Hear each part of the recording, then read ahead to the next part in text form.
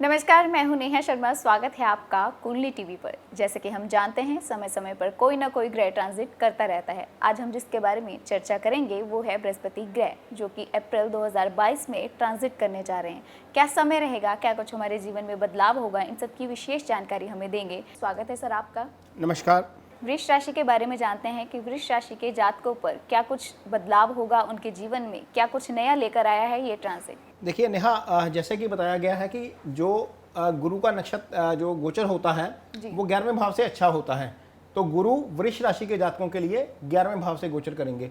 और 11वें भाव का गोचर, यदि आपकी कुंडली में गुरु की महादशा चल रही है, अंतर्दशा चल रही है और इधर से गोचर अच्छा हो गया, तो आपके लिए चीज़ें बहुत आसान हो जाएंगी, बहुत सारी चीज़ें अच्छी हो जाएंगी।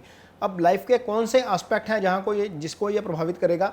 एक तो सबसे पहला एस्पेक्ट है ये आय का भाव। गुरु इसी भाव के मालिक हैं, तो निश्चित तौर पर इस भाव को प्रभावित करेंगे तो इनकम बढ़ेगी। दूसरी बात, गुरु जो है सामने देख रहे हैं पंचम दृष्टि से तीसरे भाव को। तीसरा भाव भाई का भाव होता है। भाइयों से सहयोग आपका बढ़ सकता है, आपकी तालमेल जो है वो अच्छा हो सकता है, आपको फैसले लेने में बड़ी आसानी हो जाएगी, क्योंकि वो भाव जो है वो हौसले का भाव भी है, तीसरा भाव। तो करेज के भाव के ऊपर जब गुरु की दृष्टि पड़ रही है तो आप कोई भी ब्लंट डिसीजन, बोल्ड डिसीजन जो है वो ईजिली ले सकेंगे गुरु के ट्रांजिट के बाद।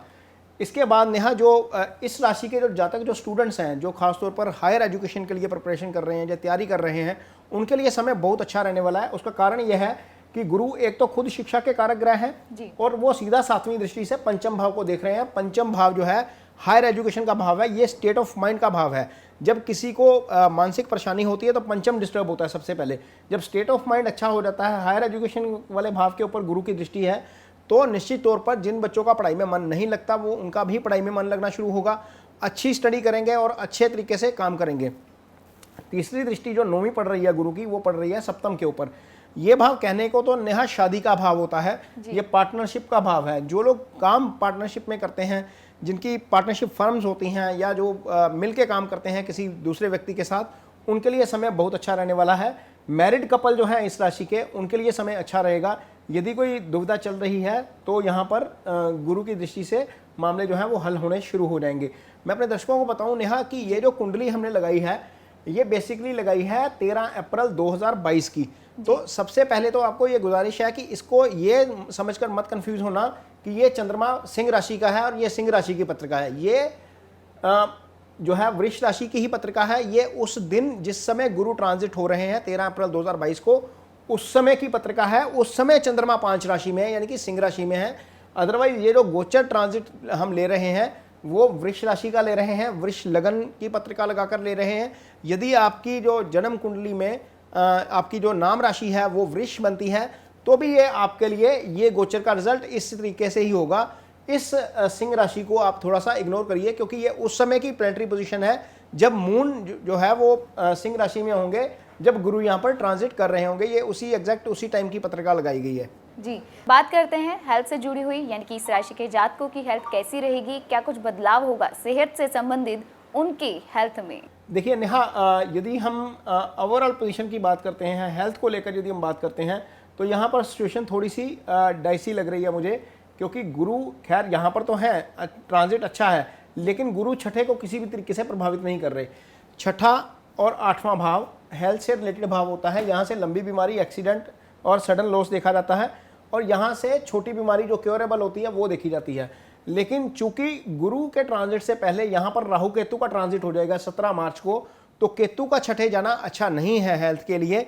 यहाँ पर गुरु की दृष्टि भी नहीं पड़ रही, गुरु इस भाव को प्रभावित भी नहीं कर रहे, तो ये स्थिति थोड़ी सी अच्छी नहीं है हेल्थ के लिए। खासतौर पर जिनको लोअर स्टमक में इशू है, जिनको पाइल्स से संबंधित इशू है, या जिनको यूरिन से संबंधित इशू है, जिनको डाइजेशन से संबंधित इशू है, उनके लिए अपनी डाइट का ध्यान रखना बड़ा ज़रूरी है। उसका कारण यह है कि केतु यहाँ से आपके दूसरे भाव को देख भी रहे हैं। डाइजेशन संबंधी इशू तब आता है जब आपकी डाइट के ऊपर कंट्रोल नहीं होता, तो डाइट को कंट्रोल में रखिएगा, अदरवाइज आपको दिक्कत हो सकती है। जहाँ तक लंबी बीमारी का बात है नेहा, जिनको बीमारी प्रॉब्लम चल रही थी, दवा काम नहीं कर रही थी, या डिजीज लोकेट नहीं हो पा रही थी, उनके लिए स्थिति थोड़ी सी बेटर हो सकती है। उसका कारण यह है कि गुरु इस भाव के मालिक हैं और इस भाव के मालिक अपनी राशि में जाकर मजबूत हो गए हैं। जिस भाव के वो कारक होते हैं वहां पर बैठे हैं, 11वें भाव में है। वृष राशि में 11वें भाव में गुरु का गोचर अच्छा होता है, तो यहाँ पर इनको मजबूती मिल रही है थोड़ी। तो जिन लोगों को लंबी बीमारी का इशू था, दवा काम नहीं कर रही थी, उनके लिए स्थिति जो है वो थोड़ी सी इम्प्रूवमेंट वाली है। खासतौर पर जो लोग कुछ जैसे थायराइड जैसी समस्या आ जाती है, या कई लोगों को लड़कियों को समस्या आ जाती है, प्रजनन से संबंधित समस्या आ जाती है कई लड़कियों को, क्योंकि ये जो भाव है लोअर स्टमक को रिप्रेजेंट करता है, तो उसके कारण जो समस्याएं आती हैं वो समस्या जो है वो यहाँ पर थोड़ी सी रिकवर होती नज़र आ सकती है। जी, फाइनेंस हमारे जीवन में बहुत कुछ लेकर आता है, यानी कि बहुत सारे उतार चढ़ाव फाइनेंस से संबंधित हमारे जीवन में होते रहते हैं। ये गोचर क्या लेकर आया है फाइनेंस के हिसाब से इस राशि के जातकों के लिए, चलिए जानते हैं। देखिए, एक बात यहाँ पर ध्यान देने की है कि आपको जो काम करना है, कोई भी काम करना है, तो गुरु यहाँ पर है। गुरु इच्छाओं की पूर्ति के भाव में है, आय के भाव में है। जो भी काम करेंगे इजीली क्विकली आपको उसका रिजल्ट मिलेगा, क्योंकि इजी गेन्स वाले भाव को गुरु देख रहे हैं। और जब ये 15 डिग्री पे हो जाएंगे तो सीधा देखेंगे, तो सीधी जो दृष्टि है डिग्री के लिहाज से वो ज़्यादा जो है वो असरकारक होती है। तो वो पीरियड बनता है सितंबर से लेकर नवंबर तक के बीच बीच का 2 महीने का पीरियड है, जब आपको एग्जीक्यूशन के ज़बरदस्त रिजल्ट मिलेंगे। आप जो भी करेंगे उसकी एग्जीक्यूशन तरीके से होगी। लेकिन यदि आप निवेश करना चाहते हैं और मार्केट में निवेश करते हैं, शेयर बाजार में निवेश करते हैं, तो भूलकर भी ऐसा निवेश मत करिएगा जहां पर आपको लगता है कि निफ्टी, फ्यूचर, ऑप्शंस, गोल्ड की ट्रेडिंग या सिल्वर की ट्रेडिंग जिसमें लॉट में बाइंग होती है, वहां पर मत करिएगा। क्योंकि ये जो भाव है 12वां भाव, यहाँ पर राहु ट्रांजिट कर रहे हैं, ये स्पेकुलेशन का भाव होता है। ये आपको अलो नहीं करते कि यहाँ पर आप स्पेकुलेशन करिए, तो दिक्कत हो सकती है। अदरवाइज आपके लिए आय अच्छी है। आपका कर्म स्थान का स्वामी यहीं पर आ जाएगा, क्योंकि शनि का ट्रांजिट होना है इसके बाद, तो इसी भाव के कारक हैं शनि, अपनी मूल त्रिकोण राशि में आ जाएंगे। ये भाव मजबूत हो जाएगा, ये भाव मजबूत है। आपका जो अपना प्राइमरी बिजनेस है, जो प्राइमरी काम आप करते हैं, चाहे वो आपका फैमिली बिजनेस है, चाहे आप कहीं पे जॉब कर रहे हैं, उसमें आपको निश्चित तौर पर ग्रोथ मिलेगी, और ये अच्छी ग्रोथ होगी। यदि आप नया काम शुरू करना चाहते हैं, वो भी आप काम कर सकते हैं इस महादशा में, इस ट्रांजिट में। यदि आपकी महादशा भी गुरु की चल रही है, तो वो सोने पे सुहागे वाली बात हो जाएगी। जी, रिश्ते हमारे जीवन में अहम स्थान रखते हैं, लेकिन जब रिश्ते बिगड़ते हैं, सुधरते हैं, तो बहुत कुछ बदलाव हमारी जिंदगी में होता है। क्या बदलाव होगा इस राशि के जातकों का, तो चलिए जानते हैं नरेश जी से। तो नरेश जी, वृष राशि के जातकों के रिश्ते कैसे रहेंगे? देखिए नेहा, काफ़ी इंप्रूवमेंट नज़र आ रही है वृष राशि के लिए, बहुत ज़्यादा। उसका कारण यह है नेहा, राहु ट्रांजिट कर रहे थे यहाँ पर। राहु 17 मार्च के बाद यहाँ ट्रांजिट कर देंगे। जब राहु और केतु यहाँ ट्रांजिट करते हैं, ये लगन है, ये सप्तम है, यहाँ ट्रांजिट करते हैं, तो दिक्कत वाली स्थिति होती है किसी भी राशि के लिए। क्योंकि यहाँ पर आकर जो है पाप प्रभाव बढ़ता है, तो या तो पार्टनर बीमार होता है, या उनको प्रॉब्लम होती है फिजिकली, या फिर उनके साथ जो है आपकी ट्यूनिंग या आपकी कोऑर्डिनेशन खराब हो जाती है। तो पहली बात तो यह है कि रिलीफ वाली बात कि केतु यहाँ से निकल के यहाँ आ गए। दूसरी बात, जुपिटर की दृष्टि अब यहाँ पर पड़नी शुरू हो गई, यानी कि जिन लोगों का मैरिटल विवाद चल रहा था, जिन लोगों की कंट्रोवर्सी चल रही थी आपस में, वो कंट्रोवर्सी जो है वो हल होने के योग बन गए हैं अब जुपिटर के ट्रांजिट के बाद। तो यहाँ पर आपसी तालमेल से चीज़ें सुधर सकती हैं।